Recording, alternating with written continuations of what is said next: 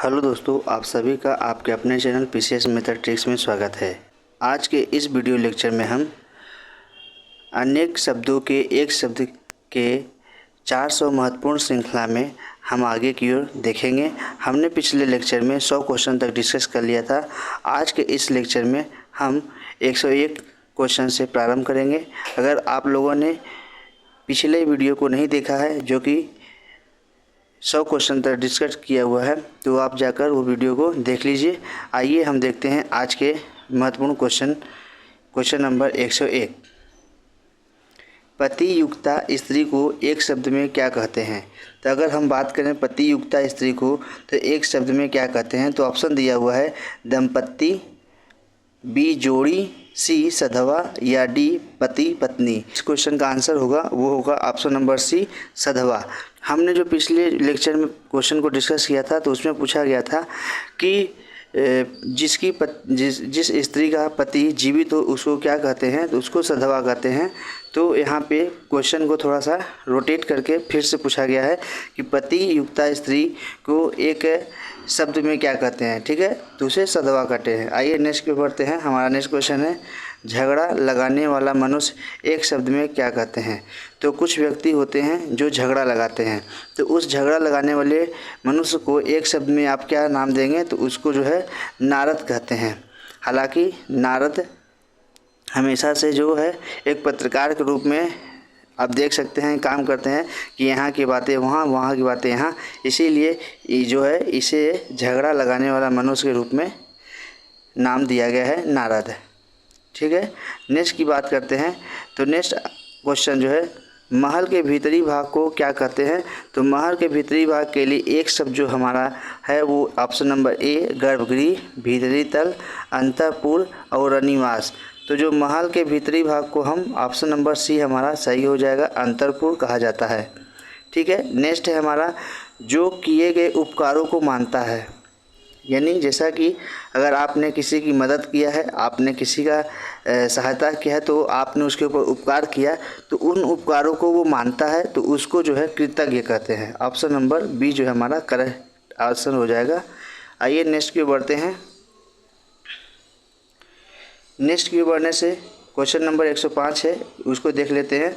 पेट की अग्नि को कहते हैं, तो हमने ये क्वेश्चन पढ़ा था, तो उसका आंसर जो क्या है जठराग्नि, जो कि हमने ये क्वेश्चन जो है पिछले लेक्चर में डिस्कस किया हुआ है।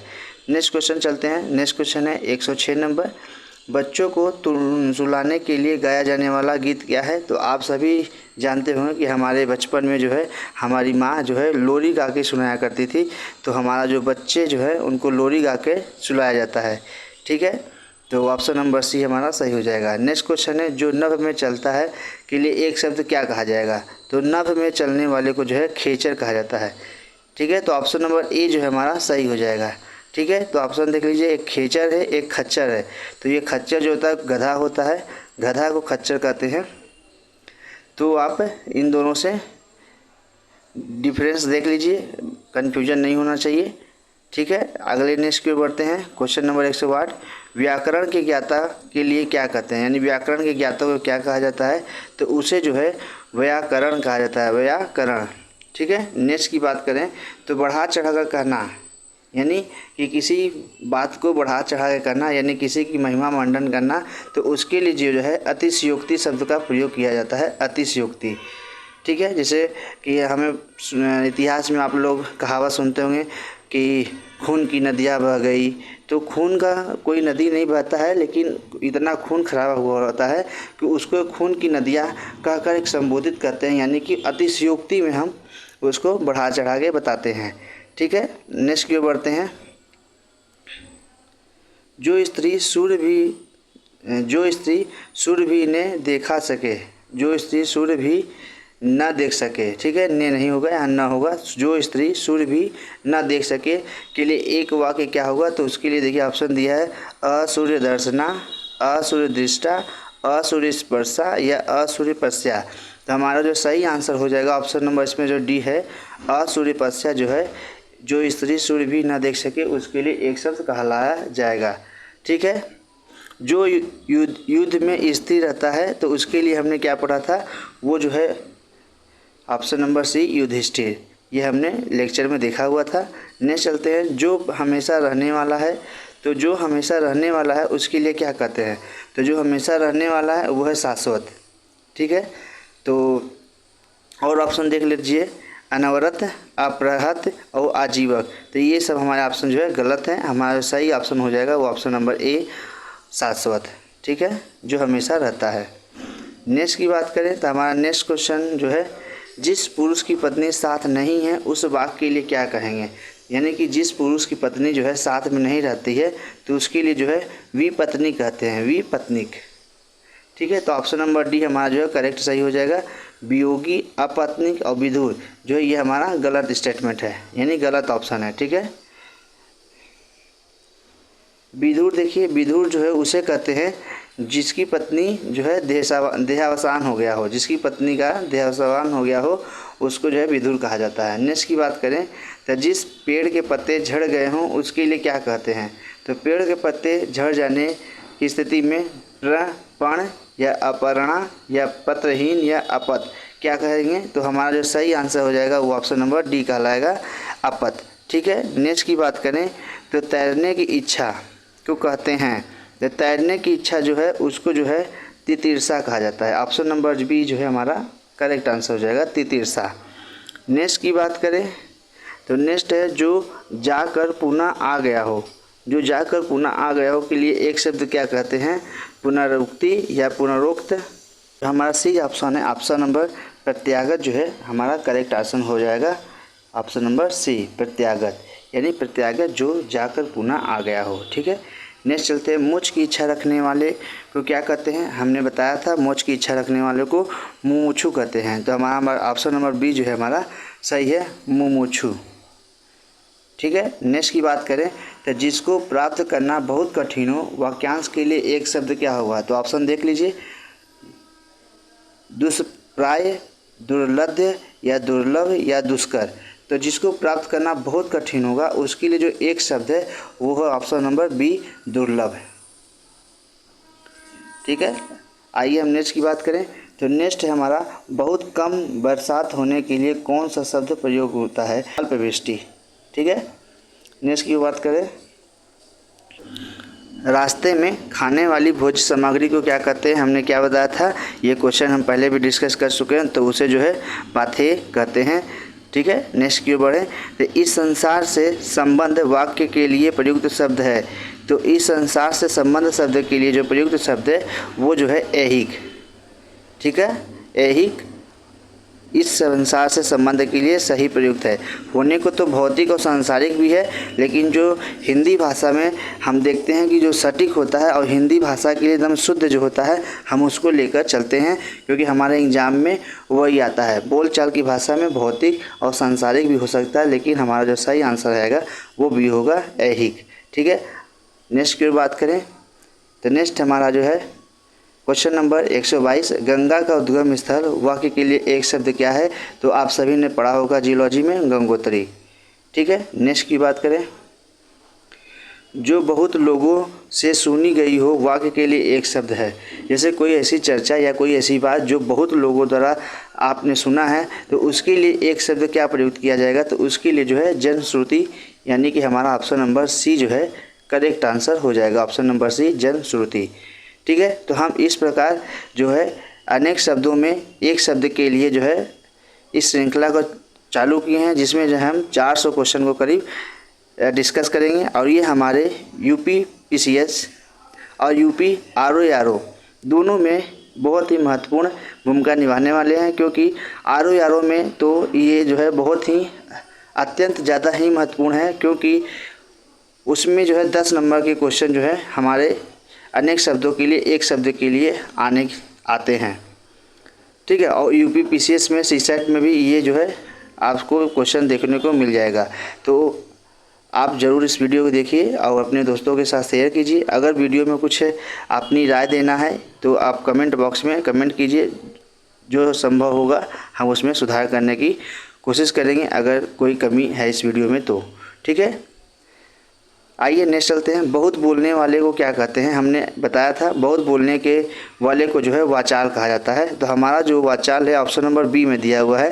तो हमारा जो नेक्स्ट क्वेश्चन का आंसर होगा बी, वाचाल। ठीक है।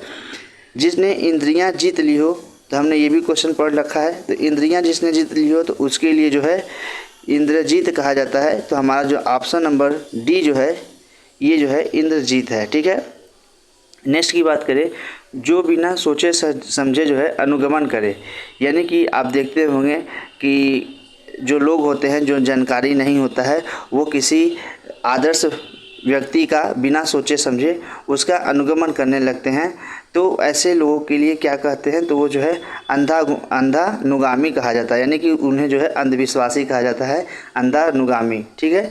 तो आप किसी का अनुगमन करें तो उसके बारे में, उसके व्यक्तित्व, उसके भूत, उसके वर्तमान को अच्छे से जांच परख कर ही उसके बातों पर विश्वास करें, वरना अपने स्वविवेक का इस्तेमाल करते हुए अपने जीवन को आगे बढ़ाएं। ठीक है। नहीं तो अंधानुगामी में आप शामिल हो जाएंगे। ठीक है। अंधानुगामी आपको नहीं बनना है। आप एक पढ़े लिखे और देश के प्रतिष्ठित एग्जाम की तैयारी कर रहे हैं। ठीक है। नेक्स्ट क्वेश्चन की बढ़े तो रोगी की चिकित्सा करने वाले को क्या कहते हैं? तो ये तो आप सभी को पता होगा कि वो चिकित्सक कहलाता है, यानी कि डॉक्टर। नेक्स्ट क्वेश्चन है, जो पहले जन्मा हो उसको क्या कहते हैं? तो जो पहले जन्मा हो उसको अग्रज कहते हैं, और जो बाद में जन्मा हो वो जो कहते हैं अनुज कहते हैं। तो जो राम जी हैं अग्रज हैं और भाई लक्ष्मण जो हैं राम जी के अनुज हैं, ठीक है, यानी छोटे हैं। नेक्स्ट है, निम्नलिखित में सार्वजनिक शब्द के लिए कौन सा वाक्यांश उपयुक्त होगा? तो सार्वजनिक के लिए कौन सा शब्द प्रयुक्त होगा? तो ये जो है सर्वसाधारण से संबंधित है। सर्वसाधारण, सब देशों में होने वाला, ये हमारा जो गलत स्टेटमेंट है। और साहित्य से संबंधित और समूह से संबंधित, तो ये भी हमारा गलत है। तो समूह से संबंधित देखिए, इसमें आप कंफ्यूज हो जाएंगे, समूह से संबंधित और सर्वसाधारण से संबंधित। तो हमारा जो सही स्टेटमेंट है वो है बी, सर्वसाधारण से संबंधित। तो आप कंफ्यूज नहीं होना है, समूह से संबंधित नहीं है। ठीक है। अगर हम बात करें क्वेश्चन नंबर 130 की, तो दुर्लंध शब्द के लिए जो कौन सा उपयुक्त होगा? तो इसके लिए देख लेते हैं। ऑप्शन दिया है, जहाँ जाना कठिन है, जहाँ जाना सरल है, या जहाँ जाना असंभव है, या जिसे पार करना कठिन है। तो हमारा इन चारों ऑप्शन में जो करेक्ट और सटीक आंसर है वो ऑप्शन नंबर डी है, जो कि जिसे जो है पार करना कठिन है, इस दुर्लभ शब्द के लिए सही आंसर होगा।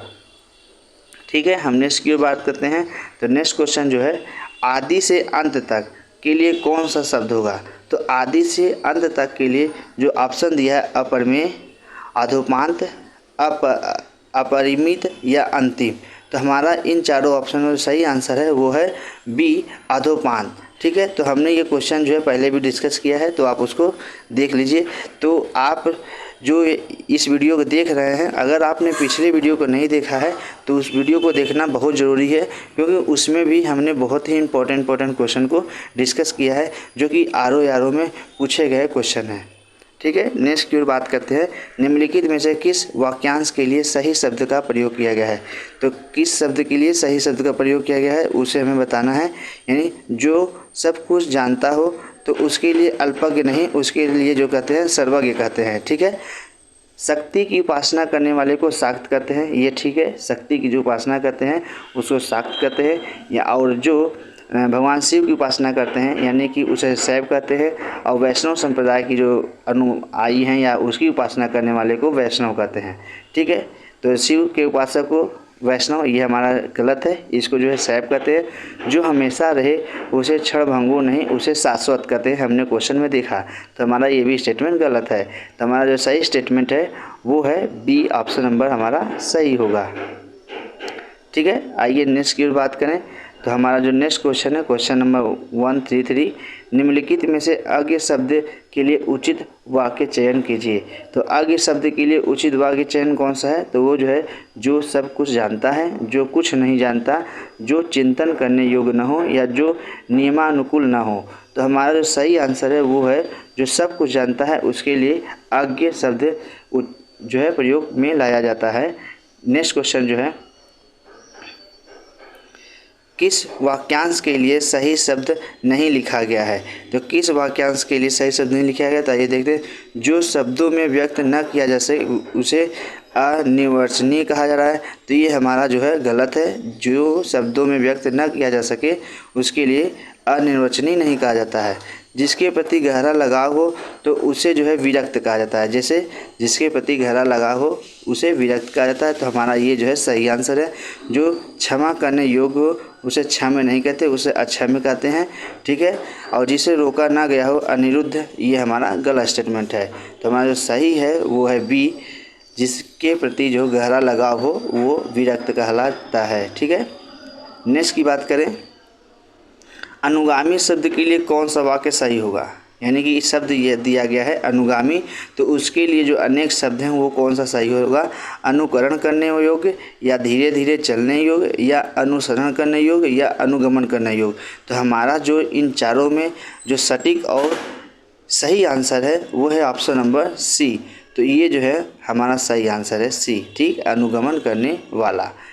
नेक्स्ट क्वेश्चन है, जो व्यक्ति विदेश में रहता हो वाक्यांश के लिए सही शब्द होगा।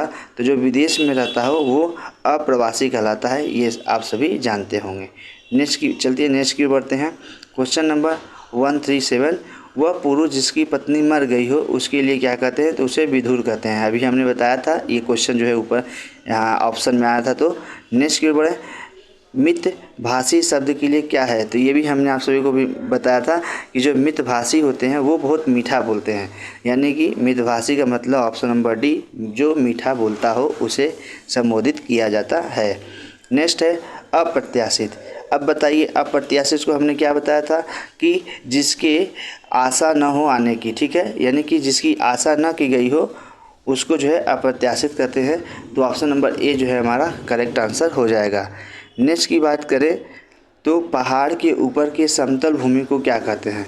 तो पहाड़ के ऊपर के समतल भूमि को जो है अधित्यका कहते हैं, अधित्यका।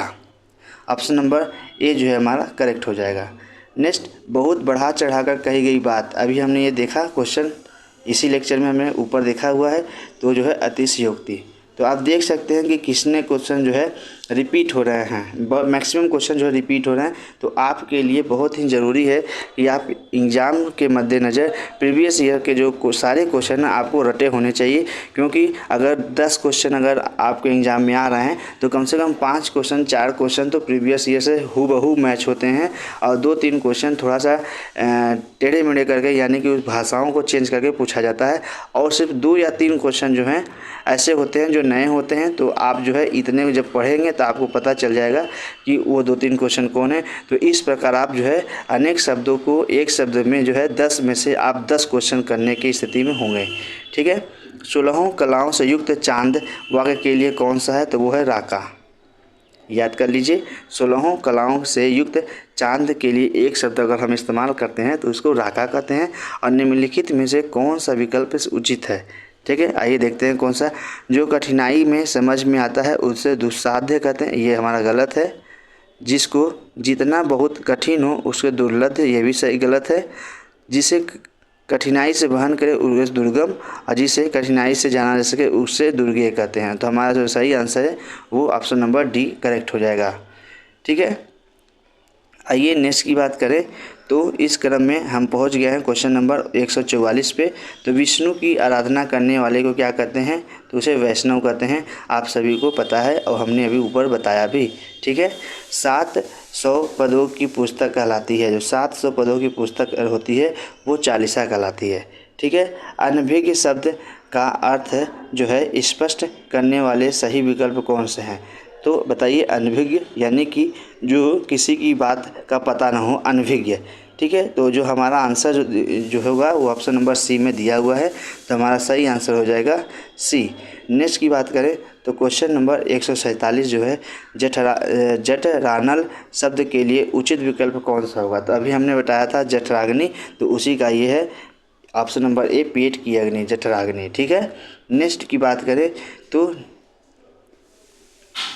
जिजीविषा का अर्थ क्या होगा। तो जीतने की इच्छा, जीने की इच्छा, या परोपकार की इच्छा, या युद्ध की इच्छा। तो हमारा जो सही आंसर है वो है ऑप्शन नंबर बी, जीने की इच्छा। ठीक है। नेक्स्ट है अज्ञ का अर्थ क्या है, जो कुछ भी नहीं जानता या जो सब कुछ जानता हो, जो बहुत थोड़ा जानता हो या जो जानता भी हो और नहीं भी।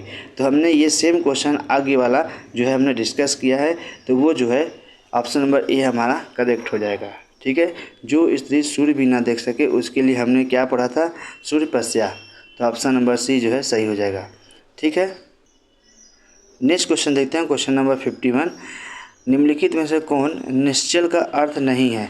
तो निश्चल का अर्थ यानी कि जो अपने स्थान से हिल ना सके, तो ये हमारा जो है सही है। इसका अर्थ ये होता है स्थिर। स्थिर जो है इसका अर्थ जो है होता है, और अचल जो है इसका अर्थ होता है निश्चित, जो है इसका अर्थ नहीं है। ठीक है, तो इस प्रकार हमारा सही आंसर हो जाएगा ऑप्शन नंबर डी हो जाएगा। ठीक है, तो आइए हम फिर देखते हैं नेक्स्ट क्वेश्चन की ओर। हमारा नेक्स्ट क्वेश्चन है क्वेश्चन नंबर 152, जानने की इच्छा रखने वाला। तो हमने अभी डिस्कस किया जिज्ञासु, इसी लेक्चर में हमने अभी ऊपर देखा है। जिसकी आशा ना की गई हो, हमने ये फिर ये देखा था। तो अप्रत्याशित। ठीक है, उपकृत शब्द के लिए सही वाक्य क्या है। तो उपकृत शब्द के लिए जो सही वाक्य है वो है जिस पर उपकार किया गया हो। ठीक है, उपकृत जिस पर उपकार किया गया हो। नेक्स्ट है तो युगों से चले आने वाला क्या है, वो जो है सनातन है। युगों से चला आने वाला वो सनातन है। और जिसे बुढ़ापा ना आए उसे क्या कहते हैं, उसे जो है अजर कहते हैं। जिसे बुढ़ापा ना आए उसको अजर कहा जाता है। ठीक है, नेक्स्ट है जो व्याकरण को जानता हो उसे हमने क्या बताया था, व्याकरण। ठीक है, तो ऑप्शन नंबर ए जो है हमारा करेक्ट हो जाएगा। जो क्षमा करने योग्य नहीं है, वो जो क्षमा करने योग्य नहीं है वो अक्षम्य है, ये हमने अभी बताया था आपको। ठीक है, पश्चिम और उत्तर दिशा के मध्यस्थ कोण को कहते हैं, तो वो जो है वायव्य कहते हैं। ऑप्शन नंबर सी जो है हमारा सही होगा। जिसके पास कुछ भी नहीं है वो अकिंचन, तो हमारा नंबर जो ए है ऑप्शन नंबर ये सही हो जाएगा। तो आपको मैं बता रहा हूँ कि आपको जो है पहला लेक्चर देखना बहुत ही ज़रूरी है, क्योंकि जो है मैक्सिमम क्वेश्चन जो है इसमें से पहले लेक्चर से ही रिपीटेड क्वेश्चन है। तो आप पहले लेक्चर को ज़रूर देखें और उसके बाद आने वाले लेक्चर को भी ज़रूर देखें, इसलिए कि आपको पता चलेगा कि प्रीवियस ईयर्स के कैसे क्वेश्चन जो है रिपीट हुए हैं। ठीक है, तो इस प्रकार आज के हम लेक्चर में हम 60 क्वेश्चन को डिस्कस करते हैं। तो इस 60 क्वेश्चन को अच्छे से आप देख लीजिए और अपने दोस्तों के साथ शेयर कर दीजिए। आने वाले नेक्स्ट वीडियो में भी हम कोशिश करेंगे क्योंकि ज़्यादा से ज़्यादा क्वेश्चन डिस्कस कर सकें। तो आज के इस वीडियो में हम इतना ही रहने देते हैं। बाकी अगर आपके विचार में कोई राय देना है तो कमेंट बॉक्स में राय दीजिए, वीडियो को लाइक कीजिए और चैनल को सब्सक्राइब करके किसी एक ग्रुप में इस वीडियो को ज़रूर शेयर कीजिए। Thank you so much.